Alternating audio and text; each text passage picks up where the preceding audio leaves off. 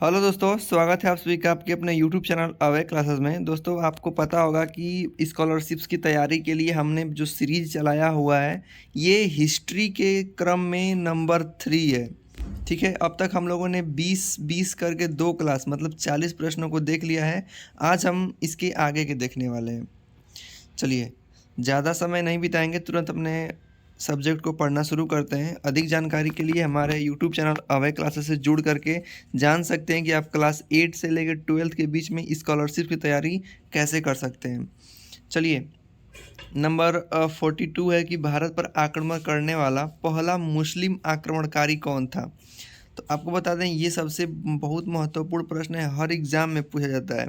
तो मोहम्मद बिन कासिब। अगला प्रश्न है कि भारत के तुर्क शासन किसके पश्चात आरंभ हुआ। भारत में जब तुर्क शासन आरंभ हुआ तो मतलब कौन गया तो आया। तो देखिए, चौहान शासक पृथ्वीराज चौहान के पराजय के बाद यहाँ पे क्या चालू हो गया था, तुर्क शासन चालू हो गया।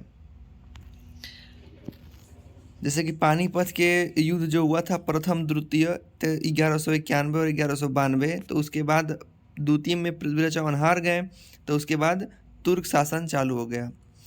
अगला प्रश्न देखते हैं।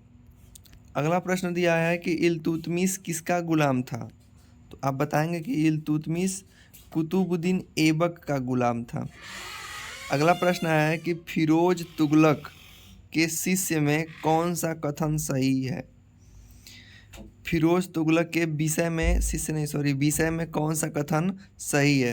तो बता दें कि फिरोज शाह तुगलक अपनी धार्मिक सहिष्णुता के लिए विख्यात था। मतलब वो धर्म के प्रति सहिष्णुता था। ठीक है, अगला प्रश्न देखते हैं। दक्षिण में बहमनी राज्य की स्थापना किसने किया। तो आप सभी को बता दें कि दक्षिण में बहमनी राज्य का स्थापना बहमन शाह ने किया था। किसने, तो बताएंगे कि बहमन शाह एक शासक था, वही किया था। अगला प्रश्न है कि कृष्णदेवराय की मृत्यु से किसका पतन प्रारंभ हो गया। कृष्णराय की मृत्यु के पतन आरंभ किसका हुआ, तो विजयनगर साम्राज्य का। अगला प्रश्न है कि अपने पूर्वजों के नाम पर भारत में किसने राज्य की स्थापना की। अपने पूर्वजों के नाम पर भारत में किसने राज्य की स्थापना की, तो बाबर ने।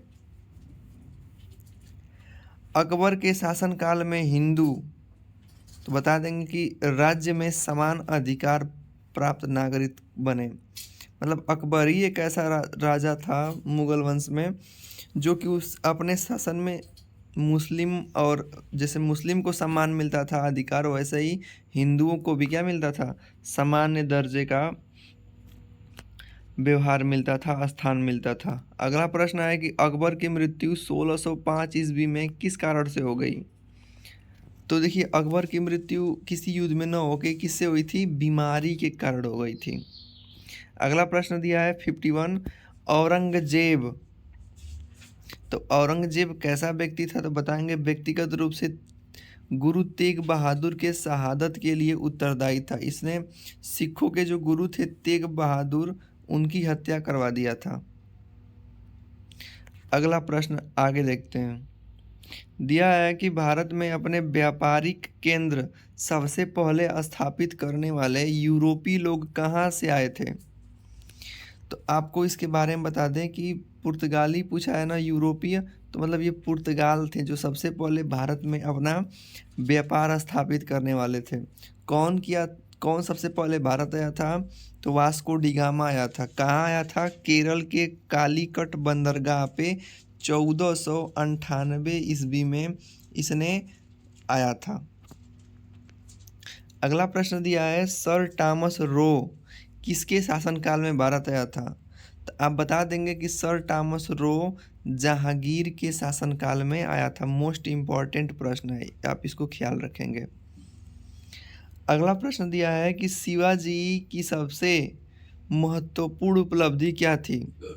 तो बता दें कि शिवाजी ने मराठों को एक सूत्र में बांधने का प्रयास किया था, क्योंकि आपको पता है कि एकता में बल होता है। जब तक आप बिखर के रहेंगे, आप एक साथ कुछ नहीं कर सकते हैं। जब तक आप जुड़ के कोई कार्य को करते हैं, तो उसको भली-भाँति अच्छी प्रकार से कर सकते हैं। तो शिवाजी ने क्या किया था, उसने बिखरे हुए मराठों को एक सूत्र में बाँधना चालू किया। आगे देखते हैं, अगला प्रश्न है कि भारत में इस्लाम के आगमन से निम्न में से किसका उदय हुआ? तो जब भारत में इस्लाम का आगमन हुआ तो किसका उदय हुआ? तो बताएंगे कि देखिए उस समय सूफी आंदोलन और भक्ति आंदोलन, इन दोनों का आगमन चालू हो गया। अब देखते हैं अगला प्रश्न को। दिया गया है कि सूफी संतों के अनुसार परमात्मा के निकट पहुंचने का साधन क्या है? तो परमात्मा के पास पहुंचने का सबसे अच्छा साधन सूफी संतों ने प्रेम को बताया है। किसको? प्रेम को बताया है। आपको बता दें, यदि आपको ये वीडियो पसंद आ रहा होगा तो आप इस वीडियो को लाइक ज़रूर कर देंगे, चैनल को सब्सक्राइब भी ज़रूर कर देंगे। और बता दें, इस चैनल पे आपको स्कॉलरशिप संबंधित तैयारी करवाई जाती है, चाहे वो नवोदय से लेके राष्ट्रीय PMSSC योजना श्रेष्ठा CHS, मतलब ऐसे एंट्रेंस एग्ज़ाम जो कि आप इस चैनल से पढ़ के अपना निकाल सकते हैं। जैसा कि मैंने खुद बहुत सारी स्कॉलरशिप्स को प्राप्त किया है, तो मुझे पता है कि किस स्ट्रेटजी के साथ पढ़ाया जाए ताकि बच्चे उसको, इस पेपर को आसानी से निकाल सकें। तो मेरे भाई, अगर वीडियो पसंद आया होगा तो वीडियो को शेयर ज़रूर कीजिएगा, चैनल को सब्सक्राइब और वीडियो को लाइक कर देंगे। आगे दिया है कि चैतन्य का निम्नलिखित में से किससे संबंध है? तो चैतन्य का संबंध बंगाल से है। आगे प्रश्न दिया है कि नानक का जन्म कहाँ हुआ था? बहुत बार ये प्रश्न पूछा था है कि नानक जी का जन्म कहाँ हुआ था, बताएंगे कि तलवंडी में। आगे देखते हैं, अगला प्रश्न है कबीर किसके शिष्य थे? तो कबीर रामानंद जी के शिष्य थे। अकबर के शासनकाल में सबसे प्रसिद्ध साहित्यकार व्यक्तित्व कौन था?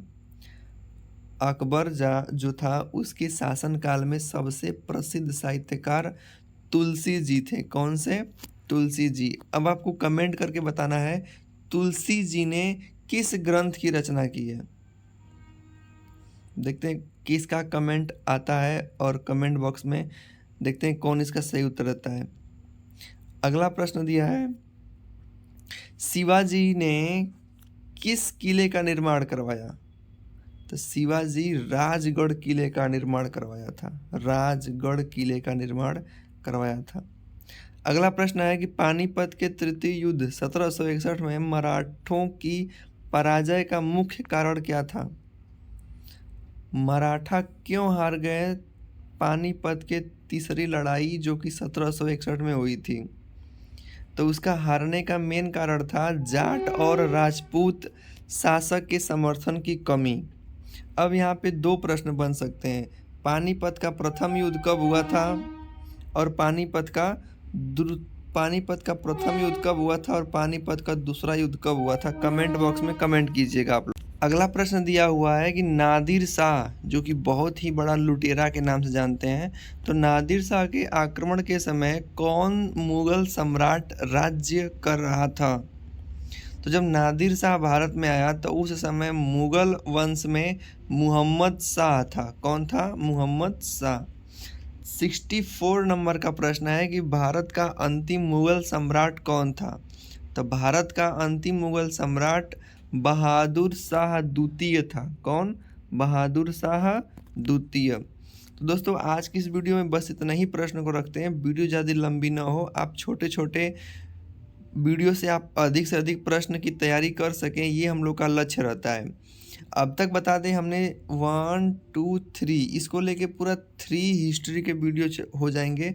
मैंने हिस्ट्री पूरे बेसिक से स्टार्ट किया है। यदि आप चाहते होंगे कि हिस्ट्री आपको एकदम बेसिक से प्रश्न वाइज मिले तो आप हमारे सीरीज को जो मैंने प्लेलिस्ट में बनाया हुआ है उसको आप देख सकते हैं। और मैंने मैथ्स के, साइंस के, GK GS के मैंने पूरी क्लासेस स्टार्ट कर दी है। आप एक बार प्लेलिस्ट ज़रूर जाके चेक करें, जिसमें कि आपको बहुत सारी वीडियोस मिल जाएंगी। वीडियो पसंद आया हो तो वीडियो को लाइक करेंगे, चैनल को सब्सक्राइब करेंगे और अपने दोस्तों में भी शेयर ज़रूर करेंगे।